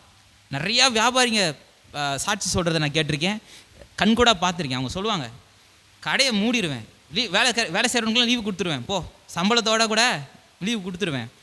கர்த்தர் வந்து மீதி இருக்கிற 6 நாளில் அதை விட அதிகமான ஒரு வருமானத்தை, நான் 7 நாள் கடை திறந்து ஒரு 10,000 ரூபா சம்பாதிக்கிறேன் அப்படின்னா, ஒரு நாள் லீவ் விட்டு மீதி 6 நாள் செய்கிற வியாபாரங்களில் 50,000 ரூபா சம்பாதிச்சேன் அப்படின்ட்டு நிறைய பேர் சொல்கிற சாட்சி கேட்டிருக்கிறேன். நான் கண்ணார பார்த்துருக்குறேன். அப்படி அந்த ஒரு நாள் லீவ் விட்டு கர்த்தருடைய சமூகத்தில் தேவனுடைய ஆலயத்தில் வாஞ்சித்து நாடி வந்து அமர்ந்து கர்த்தருடைய வார்த்தையை கேட்டு கர்த்தரை ஆராதித்து வீட்டுக்கு போய் குடும்பத்தோடு கூட நேரத்தை செலவு செய்து அந்த நாள் கர்த்தருடைய நாள்ன்ட்டு பொருத்தனையோடு கூட வாழ்ந்தவங்க வாழ்க்கை ஒரு நாளும் கெட்டு போனது கிடையாது.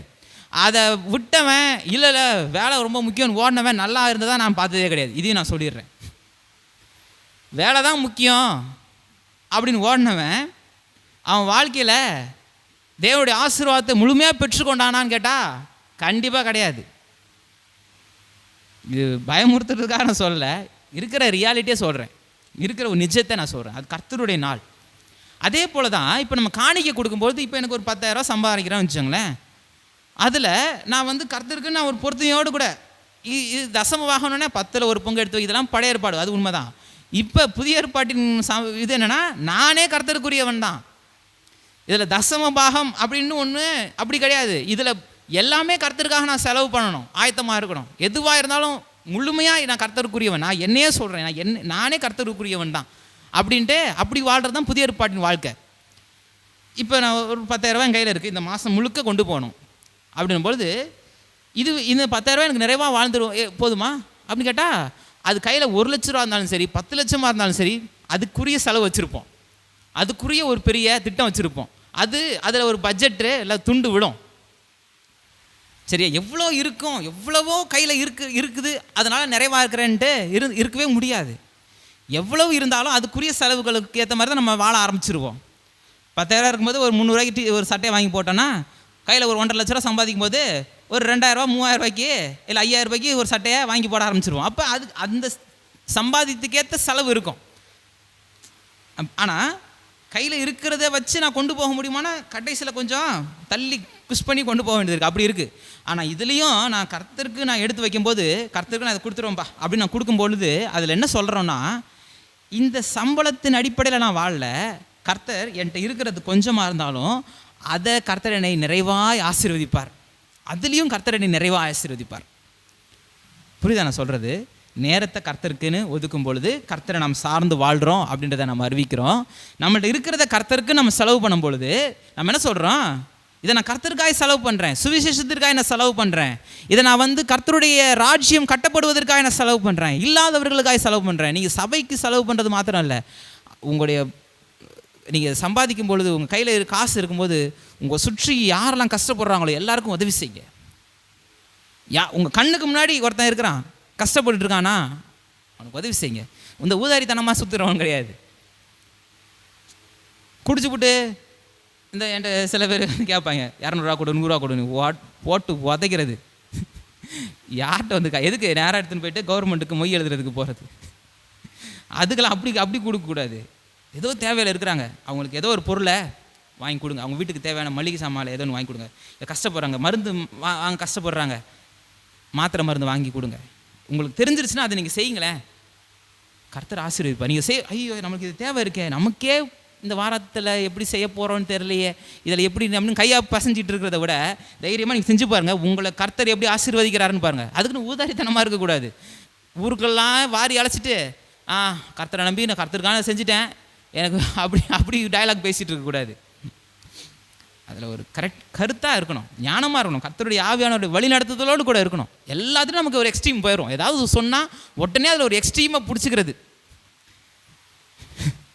உடனே இது செலவு பண்ணுங்கன்னா எல்லாருக்கும் செலவு பண்ணிட்டு கர்த்தருக்கு நான் மொத்தமாக கொடுத்துட்டேன், கர்த்தர் என்னை பாதுகாப்பார் அப்படின்ட்டு உட்காந்துட்டு இருக்கேன்னா, நீ கரெக்டாக நீ செலவு பண்ணு, கரெக்டாக திட்டம் போட்டு நீ செலவு பண்ணு.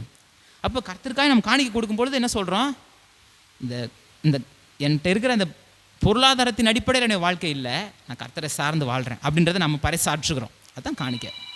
ரெண்டாவது,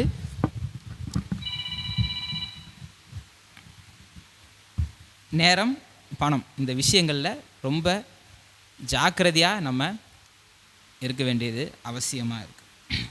கடைசி 6வது 18ஆம் வசனம் 4:18. எல்லாம் எனக்கு கிடைத்தது, பரிபூரணமும் உண்டாயிருக்கிறது. உங்களால் அனுப்பப்பட்டவைகளை சுகந்த வாசனையும் தேவனுக்கு பிரியமான உகந்த பலியுமாக எப்பாப்ராத்துவின் கையில் வரப்பற்றி கொண்டபடியால் நான் திருப்தி அடைந்திருக்கிறேன். பெற்றுக்கொண்டதில் திருப்தி அடைய ஒரு மன நிறைவு. முதலாவது கர்த்தருடைய தெய்வீக பராமரிப்பையும் பாதுகாப்பிலும் உறுதியான நம்பிக்கையை கொண்டிருப்பது. ரெண்டாவது கொஞ்சத்துலேயும் மன நிறைவோடு கூட இருக்கிறது. மூன்றாவது சூழல்கள் அடிப்படையில் வாழக்கூடாது, கர்த்தருடைய வார்த்தையின் அடிப்படையில் வாழணும். நாலாவது தேவனுடைய பலனை சார்ந்து இருக்கணும். அஞ்சாவது மற்றவர்கள் நலனிலும் அக்கறை கொள்ளணும். ஆறாவது கர்த்தர் உங்களுக்கு கொடுத்ததில் ஒரு பெரிய மன நிறைவு இருக்கணும். அதான் சொல்கிறாரு 18ஆம் வசனம் துவக்கத்தில் பாருங்கள், எல்லாம் எனக்கு கிடைத்தது, பரிபூர்ணம் எனக்கு உண்டாயிருக்குது. ஏன்னா அரண்மனையில் ராஜா விருந்தில் உட்காந்துட்டு இருக்கிறாரா, இல்லை அரண்மனையில் பெரிய சிங்காசனத்தில் பக்கத்தில் ராஜா பக்கத்தில் ஒரு பெரிய சிங்காசனம் போட்டு சுவிசேஷத்தை அறிவித்த பவுலே வா உட்கார் அப்படின்ட்டு என்ன நீரை உட்கார வச்சிருக்கிறாரா? ஜெயிலில் இருக்கிறாரு. ஆனால் இவர் சொல்கிறாரு, எல்லாம் எனக்கு கிடச்சிச்சு, பரிபூர்ணம் எனக்கு உண்டாயிருக்கு. அப்போ ஒரு பெரிய பெற்றுக்கொண்டதில் ஒரு மன நிறைவு, கர்த்தர் உங்களுக்கு கொடுக்குறதுல ஒரு மன நிறைவு. சாம்பார் சாதமாக இருந்தாலும் சோத்திரம் பண்ணி சாப்பிட்றணும். 3 வேளையும் நம்ம ஆபிரகாமை எதிர்பார்க்கக்கூடாது. இது இருக்கணுமே, அது கர்த்தர் கொடுப்பாரு, அப்படி கவலைப்படாதீங்க, கண்டிப்பாக அதுவும் இருக்கும். ஆனால் இருக்கிறதுல ஒரு மன நிறைவு. ஆண்டவரே எனக்கு இந்த உணவை கொடுத்தீங்களே உமக்கு ஸ்தோத்திரம், நீர் தான் ஆண்டவரே எனக்கு கொடுத்தீங்க. எது இருக்குதோ எது கிடைச்சாலும் சரி அதில் ஒரு மன நிறைவு. அப்படி வாழ்ந்து பாருங்கள், நம்ம மன நிறைவை பெற்றுக்கொள்ள முடியும். இன்றைக்கி ஏன் மன நிறைவு இல்லை? கிறிஸ்தவங்களுக்கே அந்த மன நிறைவு இல்லை. எதையோ தேடி ஓடிக்கிட்டு இருக்கிறோம், எதையோ நாடி ஓடிக்கிட்டு இருக்கிறோம், ஒரு பதட்டமாக இருக்கிறோம். ஏன்னா நம்முடைய ஆசீர்வாதங்களை நம்ம வேதத்தில் கவனிக்கிறது இல்லை. நம்ம ஆசீர்வாதங்களை எங்கே கவனிக்கிறோம்? மற்றவருடைய வாழ்க்கையில் கவனிக்கிறோம். அவன் அது வாங்கிட்டான், நான் எப்படியாவது வாங்கிடணும். அவன் அந்த காரை வாங்கிட்டான், நான் எப்படியா இந்த கார் அதோட அதிகமான ஒரு சிசியில் ஒரு காரை, ஹார்ஸ் பவரில் ஒரு காரை, உள்ள உயரமான ஒரு காரை வாங்கணும். அவன் அது மாதிரி ஒன்று ஃபோனை வச்சுருக்கிறான், நான் அதை விட ஒரு அதிகமான ஒரு ஃபோனை வச்சுருக்கணும். அவன் அப்படி ஒரு வீட்டில் வாழ்கிறான், நான் இதோட அதிகமாக ஒரு பெரிய வீட்டை கட்டணும். மறுபடியும் முதலே சொல்லிட்டேன், டிஸ்க்ளைமர் மாதிரி கொடுத்துட்டேன். நீங்கள் பெரிய காரியங்களை எதிர்பார்க்கறது தப்பே கிடையாது. ஆனால் அந்த ஆசீர்வாதங்கள் உங்கள் வேதத்தில் நீங்கள் தேடி பாருங்கள். நீங்கள் வேதத்தை வாசிக்கும் போது கர்த்தர் உங்களுக்கு கற்று தருவார். உனக்கு என்ன தேவைன்றதை கர்த்தர் உங்களுக்கு கற்று தருவார்.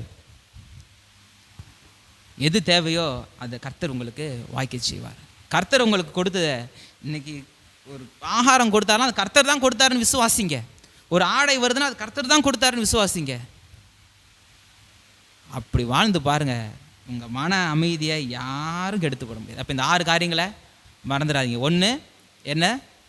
தேவனுடைய பாதுகாப்பையும் பராமரிப்பையும் உறுதியாய் நம்பி இருக்கணும். 2வது, இருக்கிறது கொஞ்சமாக இருந்தாலும் அதில் ஒரு திருப்தி நமக்கு இருக்கணும். 3வது என்ன பண்ணணும்? சூழல்கள் சார்ந்து நம்முடைய வாழ்க்கை இருக்கக்கூடாது. எப்படி சொல்கிறதுனா, இப்போ சொல்கிற மாதிரி ஒரு சாம்பார் சாதம் தான் இருக்குது, ஐயோ சாம்பார் சாதம் தான் இருக்குது, என்ன இதை போய் தின்ன வச்சிட்டாங்களே அப்படின்ட்டு அந்த மாதிரி ஒரு கஷ்டம் அப்படி இல்லை. அப்படி இருக்கக்கூடாது. ஒரு கடினமான காலகட்டத்தில் இருக்கலாம், தேவைகள் மத்தியில் இருக்கலாம், இல்லை ஒரு வியாதியின் பிடியில் இருக்கலாம். அப்படி ஏதாவது இருந்தால் கூட உங்களுடைய விடுதலையை நோக்கி பாருங்கள், உங்களுடைய சுகத்தை நோக்கி பாருங்கள், உங்களுடைய நல்வாழ்வை நோக்கி பாருங்கள். கர்த்தர் என்னை இதிலிருந்து விடுவிப்பார், கர்த்தர் என்னை இதிலிருந்து பாதுகாப்பார்ன்ற அந்த ஒரு நல்வாழ்வை நோக்கி பாருங்கள். 3வது, சூழல்கள் சார்ந்து வாழக்கூடாது. 4வது, தேவனுடைய தெய்வீக பலனை சார்ந்து வாழணும். அதான் உங்களை வழி நடத்துதுன்னு நீங்கள் விசுவாசிக்கணும். கர்த்தருடைய பலன் என்னை பரிபூர்ணமாக நடத்துது, என்னை பலப்படுத்துகிற கிறிஸ்துவினாலே எல்லாவற்றையும் செய்ய எனக்கு பலன் உண்டு அப்படின்ற நிச்சயம் உங்களுக்கு இருக்கணும். 4. 5வது, மற்றவர்களுடைய நலனிலும் அக்கறை கொள்ளணும். சபையாக இருந்தாலும் சரி, உங்கள் பக்கத்தில் இருக்கிற வீடாக இருந்தாலும் சரி, உறவுகளாக இருந்தாலும் சரி, உங்கள் கண்ணுக்கு முன்னாடி ஒருத்தங்க கஷ்டப்படுறாங்க அப்படின்னா அதில் உங்கள் பங்களிப்புன்றது இருக்கணும். 6வது, பெற்றுக்கொண்டதில் ஒரு மகிழ்ச்சி இருக்கணும். இங்கே மறுபடியும் சொன்ன மாதிரி இந்த ஜனங்க ரொம்ப ரொம்ப அப்படி எலைட்டாக வாழ்ந்துட்டு அவருக்கு ஹெல்ப் பண்ணல, ரொம்ப கஷ்டமாக தான் வாழ்கிறாங்க. 2 கொரிந்தியர் 8:1-2 பார்த்தீங்கன்னா, அன்றியும் சகோதரரே மக்கதோனியா நாட்டில், அதாவது 2 கொரிந்தியர் 8:1 போட்டிருக்கு பாருங்க. 1 அன்றியும் சகோதரரே மக்கதோனியா நாட்டு சபைக்கு தேவன் அளித்த கிருபையை உங்களுக்கு அறிவிக்கிறோம். யார்? மக்கதோனியா சபைனா அது பிலிப்பு சபை. அவர்கள் மிகுந்த உபத்திரவத்திலே சோதிக்கப்படுகையில் கொடிய தரித்திரமுடையவர்களாக இருந்தும் தங்கள் பரிபூர்ண சந்தோஷத்தினாலே மிகுந்த உதாரணத்துவமாய் கொடுத்தார்கள். யார்? இந்த பிலிப்பு பட்டணத்து ஜனங்க. பிலிப்பு பட்டணத்து ஜனங்களை குறித்து கொரிந்து பட்டணத்து ஜனங்களுக்கு அப்போஸ்தலனாகிய பவுல் எழுதுறாரு. எப்படி சொல்கிறாரு? அவர்கள் மிகுந்த உபத்திரவத்திலே சோதிக்கப்படுகையில் கொடிய தரித்திரமுடையவர்களாக இருந்தும் தங்கள் பரிபூர்ண சந்தோஷத்தினாலே மிகுந்த உதாரணத்துவமாய் அவங்க என்ன பண்ணாங்களாம்? கொடுத்தாங்க. அப்போ அந்த ஜனங்களுடைய வாஞ்சை அதில் தெரியுது, அந்த ஜனங்களுடைய ஆர்வம் அதில் தெரியுது. நாங்களே கஷ்டப்படுறோம், நாங்கள் எதுக்கு செய்யணும்? அப்படி இல்லை. இந்த ஆண்டவரை ஏற்றுக்கொண்டதுனால தானே இவ்வளோ கஷ்டம். ரோமாபுரியின் குடியுரிமைகளை பெற்றுக்கொண்டு அந்த ஸ்லாக்கியத்தை பெற்றுக்கொண்டு அந்த பிரஜைகளாக நாங்கள் வாழ்ந்தால் எவ்வளோ பெரிய செல்வந்தர்களாக நாங்கள் இருந்திருப்போம். எப்படி தானே வாழ்ந்தோம் நாங்கள். லீதியால் யார்? பெரிய அந்த விலையேற பெற்ற கற்களை வியாபாரம் செய்த அந்த ரத்தாம்பரங்கள் சொல்லுவாங்க, அந்த பெரிய பெரிய இந்த பிளாங்கெட்ஸ், பெரிய பெரிய விலை உயர்ந்த கற்கள், இவைகளை வியாபாரம் செய்த ஒரு பெண்மணி. அவங்க தான் முதலாவது ரட்சிக்கப்படுறாங்க. அந்த பெண் இப்போ எப்படி இருக்காங்க? இப்போ உபத்திரவத்தில் சோதிக்கப்படுறாங்க, தரித்திரமுடையவர்களாக இருக்கிறாங்க. ஆனாலும் பரிபூர்ண சந்தோஷத்தினால அவங்க கர்த்தருக்காய் ஏதாவது செய்ய வாஞ்சை உள்ளவர்களாக இருக்காங்க. அந்த வாஞ்சை இருக்கணும், சபைக்கு அந்த வாஞ்சை இருக்கணும், மக்களுக்கு அந்த வாஞ்சை இருக்கணும். இப்போ இந்த 6 காரியங்களை நீங்கள் செய்யும் பொழுது உங்கள் மன அமைதியை நீங்கள் பெற்றுக்கொள்வீங்க. அப்போ உங்கள் மன அமைதியை நீங்கள் பெற்றுக்கொள்ளணும்னா அப்போஸ்தலனாகிய பவுலுடைய வாழ்க்கையிலேருந்து இந்த 6 காரியங்களை நாம் கற்றுக்கொள்கிறோம். இன்னும் அடுத்த இன்னும் ஒரு சில வசனங்கள் தான் இருக்குது. பிலிப்பியரில் 4ஆம் அதிகாரத்தில் 18 வரைக்கும் பார்த்துட்டோம். 19 ரொம்ப முக்கியமான வசனம். என் தேவன் தம்முடைய ஐஸ்வர்யத்தின்படி உங்கள் குறைவுகள் எல்லாம் கிறிஸ்து இயேசுவுக்குள் மகிமையிலே நிறைவாக்குவார். எப்படி அதை நிறைவாக்குவார் அப்படின்றத நம்ம அடுத்த வாரத்தில் பார்க்கலாம். அடுத்தது பெனடிக்ஷன், கடைசி வார்த்தைகளை சொல்லி இந்த நிருபத்தை முடிக்கிறார். உற்சாகப்படுத்தி சந்தோஷத்துக்கான காரணங்கள் சொல்லி, சந்தோஷத்துக்கான ரகசியங்களை சொல்லி, இந்த மன நிறைவுக்கான ரகசியங்களை சொல்லி நமக்கு இந்த நிருபத்தை முடிக்கிறார். உண்மையிலே இதை முடிக்க மனசு வர மாட்டுது இல்லை, விட்டா மறுபடியும் எனக்கு திருப்பியும் முதலேருந்து ஆரம்பிக்கலாமான் இருக்குது. அந்த அளவுக்கு இந்த நிருபம் நம்மளுக்கு ரொம்ப அட்டாச் ஆகி போச்சு. ஒரு பெரிய ஸ்டோரி முடியும் போது ஒரு சின்ன ஒரு கலக்கம் இருக்கிற மாதிரி இந்த நிருபம் முடியும் போது எனக்கு இருக்குது பர்சனலாக. அந்த அளவுக்கு இது ரொம்ப பர்சனல் டச்சாக இது நமக்கு இருக்குது. அந்த அளவுக்கு ஒரு ஆழமான சத்தியங்கள், கிறிஸ்தவ வாழ்வியல் நமக்கு இந்த நிருபம் நமக்கு கற்றுத்தருது. நம்ம அனைவரும் எழுந்து நிற்கலாம்.